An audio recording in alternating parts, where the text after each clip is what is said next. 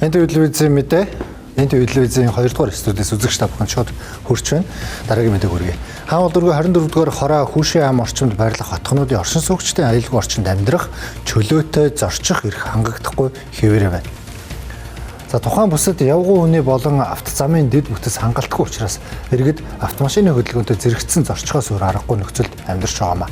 Тухайлбал Global Garden хотхон ашиглалтанд орсноос хойш 2 жил гаруй хугацаа өнгөрсөн ч гадна орчны гэрэлтүүлэг, явган зам, автозам асуудал өнөөдөр хүртэл шийдэгдээгүй хэвээр байна.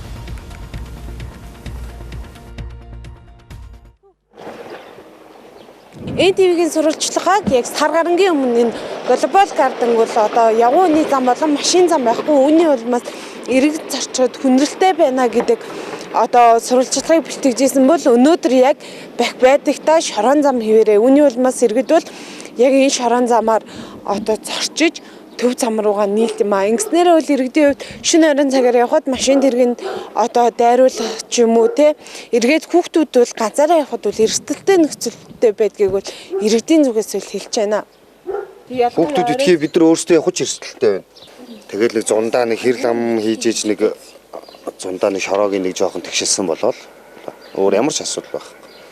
Тэгээ энэ одоо улс энэ сөөхөдтэй хамтраад энэ хотхнуудын сөөхөдтэй хамтраад уулын замыг харцсан болгоно гэж ярьсан. Энэ жилдээ багтааж хийнэ гэж ярьсан. Тэгээ хийсэнгүй шүү дээ. Төсөв байхгүй гин одоо уг нь улс 50% нь гаргаад энэ хотхнууд 50% нь гаргана гэж ярьсан. Тэгээ тэрэн дээр нь улс төсөвгүй гэдэг шалтгаанаар л барьсангүй шүү дээ.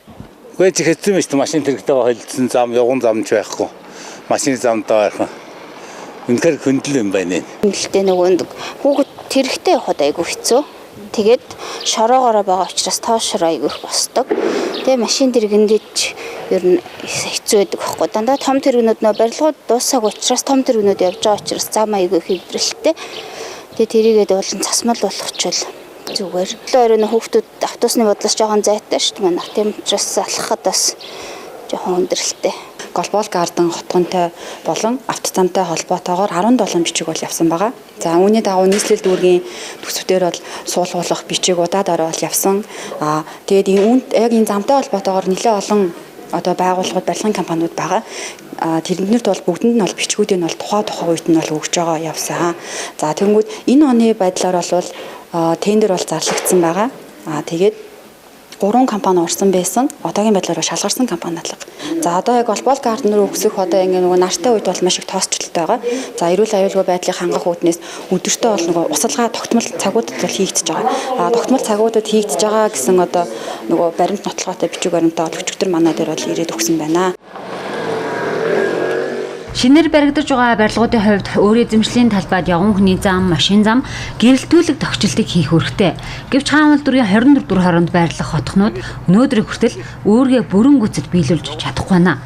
Барилгын ажил гүйцэтгэсэн компаниуд барилгын ажлаа нэг тавьж явган хүний замаа хойшлуулж байгаа нь иргэдийн эрүүл аюулгүй орчинд амьдрах эрхийг хүнцээр байна. Энэ хотхнуудын 3-5 км радиуст нийт 8 сургууль байдаг. Өөр зам байхгүй болмаас хүүхдүүд энэ замаар явж энэ замаар харьдаг байна. Нийслэлийн замын хөгжлийн газраас зурагцлыг хүлээн зөвшөөрч барилга барих зөвшөөрөл олгохдоо явган зорчигчийн эрх ашгийг бодолцох хэрэгтэй байна.